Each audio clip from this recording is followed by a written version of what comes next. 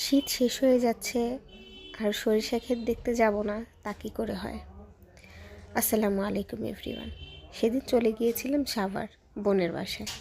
তো বিকেলবেলা আমার চাচাতো বোন বললো চল সবাই মিলে সরিষা ক্ষেত থেকে ঘুরে আসি। তো যেই বলা সেই কাজ। সাভারে খুব পপুলার একটা জায়গা হেমায়তপুরে সিঙ্গার ব্রিজ। তো এখানে গেলাম ঘুরতে। আমরা একটু আগে আগে গিয়েছিলাম, তো তখন গিয়ে দেখি দোকানপাট তেমন একটা বসেনি। তো ব্রিজের উপর দাঁড়িয়ে একটু ভিডিও করছিলাম এই আর কি। তো তখনও আমাদের চোখে মানে সরিষা ক্ষেত পড়েনি, ভাবলাম যে এখানে হয়তো দেখলাম যে কাজ করতেছে তাই এবার আর ক্ষেত টেত করেনি। তো একটু পর সামনে গিয়ে দেখি মাশাল্লাহ চোখ জুড়ানো সরিষা ক্ষেত, মানে বিশাল বড় সরিষা বাগান। তো আমরা সবাই ভাবলাম যে ঠিক আছে এখানে যখন এসেছি তো সরিষা ক্ষেতটা ঘুরেই যাই। তো অনেক দূর ব্রিজ ওই যে একদম উপরে, তো আমরা অনেক দূর হেঁটে তারপরে হচ্ছে গিয়ে এখন সরিষা ক্ষেতের ওইখানে যাচ্ছি। আর ফারহান তো মানে কি বলবো খুব খুশি সে যা। আর ফারহান ঘুরতে আসতে খুব পছন্দ করে, আর সরিষা ক্ষেত দেখার ইচ্ছা আমারও ভীষণ ছিল, কারণ শীত শেষ হয়ে যাচ্ছে, এবার গ্রামেও যাওয়া হয়নি তাই সরিষা ক্ষেতেও যাওয়া হয়নি। তো ভাবলাম যে এই সুযোগে সবাই মিলে ঘুরে আসি, কেননা শীত হয়ে যাচ্ছে, শীত শেষ হয়ে গেলে সরিষা ক্ষেতও ওইরকম আর থাকবে না, ফুলও থাকবে না। তো যেহেতু আপুর বাসায় এসেছি সবাই মিলে একটু ঘুরে যাই। কিন্তু ফারহান আজকে একটু খ্যান করতেছিল, মানে খুব জ্বালাচ্ছিল। আমার ভাগ্নিটা আসেনি তাই বারবার বলতেছিল যে মিমাপুর কাছে চলে যাব, মিমাপুর কাছে চলে যাব। তো আমি বলতেছিলাম যে চলো এখানে অনেক ফুল আছে আমরা দেখব, তারপরে হচ্ছে গিয়ে আমরা মিমাপুর কাছে যাব। তো যাই হোক সে খুশি হয়েছে। আর এদিকে যে দেখেন কি সুন্দর সরিষা ফুল। আর সরিষা ফুলের মানে কি বলবো, এত সুন্দর দৃশ্য, আসলে আল্লাহর সৃষ্টি যে কত সুন্দর নিজের চোখ দিয়ে মানে যদি না দেখা যায় সেটা বিশ্বাস করা যায় না। তো আমি মানে যত কাছে যাচ্ছিলাম এক্সাইটমেন্ট তত বাড়তেছিল, এত ভালো লাগতেছিল কি আর বলবো। তো এই যে দেখেন বিশাল সরিষা বাগান। তো আমরা আস্তে আস্তে মানে একদম পুরো সরিষা বাগানের ভিতরে চলে গিয়েছিলাম। এত সুন্দর লাগতেছিল মানে কি বলবো। আর সরিষা ফুলের মাঝে মাঝে মানে মৌমাছি এসে মধু খাচ্ছিল, মানে এত সুন্দর দৃশ্য, মানে কি বলবো, ভিডিও করার লোভ আর সামলাতে পারছিলাম না, তাই নিজেও একটু ঢং করে ভিডিও করে নিলাম এই আর কি।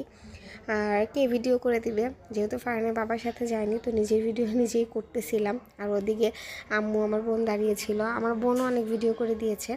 তুমি কি করবা? বাসায় যাবো গা।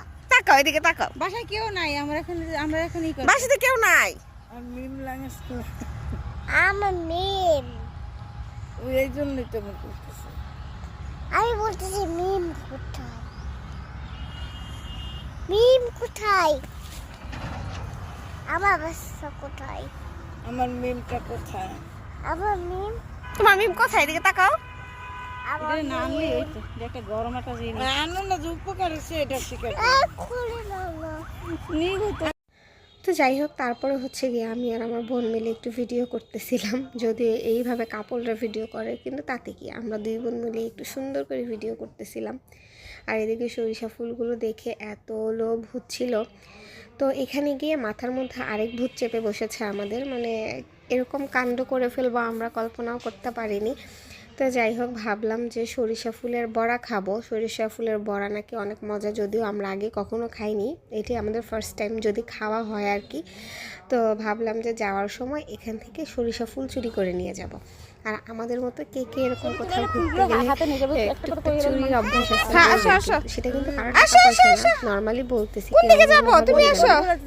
আর কেউ ছিল না তাই ভাবলাম যে কিছু ফুল নিয়ে যাব বাসায় যাওয়ার সময়, বড়া বানিয়ে খেয়ে দেখবো যে আসলে কেমন হয়।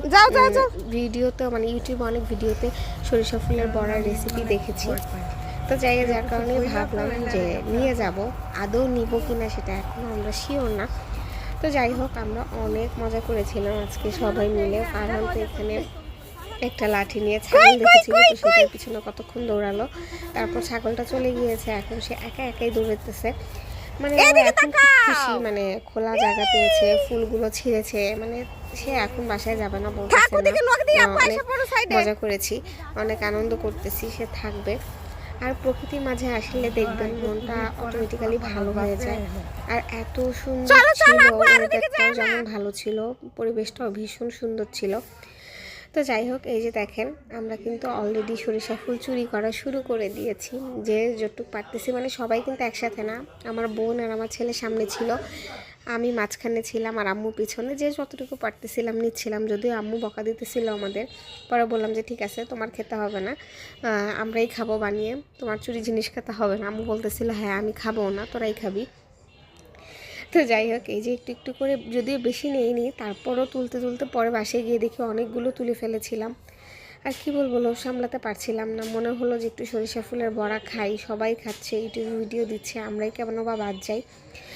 আর এখানে এসে আমার এত আনন্দ হচ্ছিল, এত ভালো লাগতেছিল যে বাসায় যাওয়ার কথা আমি ভুলেই গিয়েছিলাম। আর সরিষা ফুলের ছবি তুলতে তুলতে আর ঘুরতে ঘুরতে প্রায় সন্ধ্যা হয়ে গিয়েছিল।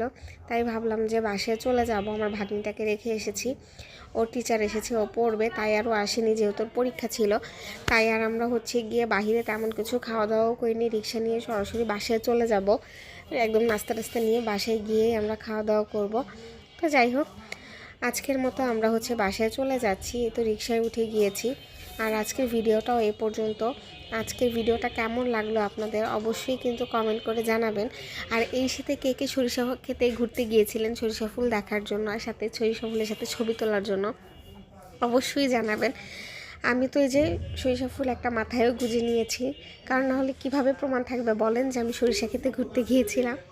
তো যাই হোক, আজকের ভিডিওটা এই পর্যন্তই। সবাই ভালো থাকবেন। আল্লাহ হাফেজ, আসসালামু আলাইকুম।